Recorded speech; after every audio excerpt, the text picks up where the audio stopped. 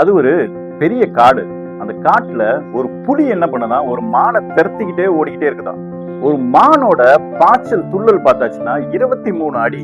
அதே போல ஒரு புலியோட பாய்ச்சல் பார்த்தா 20 அடி தான். ஆனா எப்பவுமே பாருங்க, அந்த புலி அந்த மானை பிடிச்சு வேட்டையாடி சாப்பிடுது.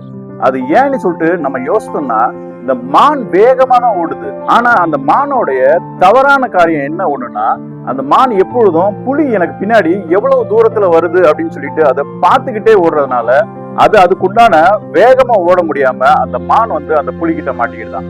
அதே மாதிரிதான் ஃப்ரெண்ட்ஸ், நம்மளுக்கு ஒரு கோலை ஒண்ணு நம்ம நிர்ணயம் பண்ணிட்டு ஓடிட்டு இருக்கோம்.